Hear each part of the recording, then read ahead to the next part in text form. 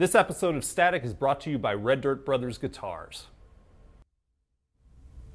This is Static. I'm George Lang. Jarod Evans and Chad Copelin started Blackwatch Studios in Norman because they needed a rehearsal space for their bands to play. But in the last few years, it has transformed from those very humble beginnings to become one of the top studios in the area and a key destination for bands wanting to record a great studio album. This is Blackwatch. We both just played in a bunch of bands and bands that needed places to record. So this started out as a practice space for a band that I was in.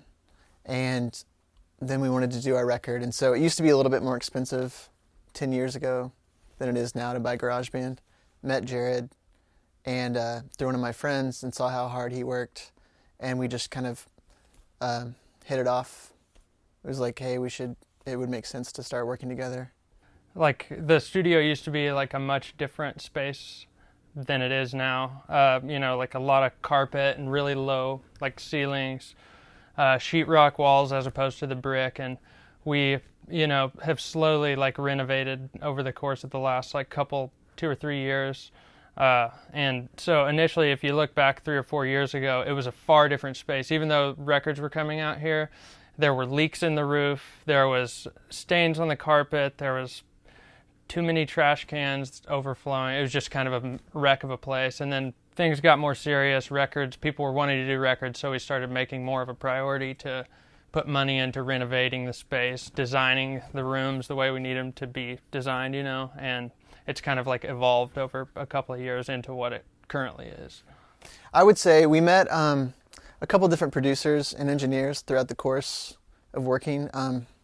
Just by chance, through bands we played in, met these people. One was Craig Alvin, an engineer from Portland that happened to move to Oklahoma City and work at Ted Curtis's place. And then also met another guy named Will Hunt, who is a producer out of Dallas, Fort Worth area. And he works a lot in LA and New York. Those two guys kind of helped us expand our knowledge to do, like the records they do in LA and New York. And once you learn that process, then it's just up to you to be creative and work hard. And one of the key aspects of why this studio has started to do as well as it has is because of what was mentioned earlier. It didn't start out as let's go into business, let's get a business plan, let's take out a loan and start a studio. It was all about without sounding cliche, it was all about the music and the local artist community here. So starting with that and just having fun and making music that you really love and care about and doing records that take months of time to work on for free or even losing money on them.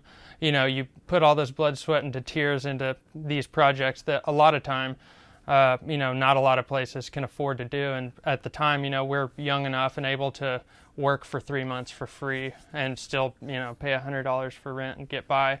So I think a key point is that whole aspect of starting with focusing on music in the local artist community. We, try and support all our friends. We make money on the records we can make money on, but, if so-and-so needs to demo a song to send to, X record label or producer or whatever, then we'll fit it in however we can. And I think it is for both of us, it's very important to help support our friends and the local artists that are in this scene. I feel like a lot of studios come out and say, hey, we need $300 a day, $500 a day, $750, $800 on up, or you can't record here. And kind of our goal has always been well, what do you have? We'll see what we can do for you. I mean, if it's, $300, well, we'll try hard and we'll do our best, but we'll squeeze it in, we'll do this, we'll do that. But it's never been about the money, it's been about the end result. And if you make art first, and then that just helps you get more projects. I mean, if people like what you're putting out, they want to record there.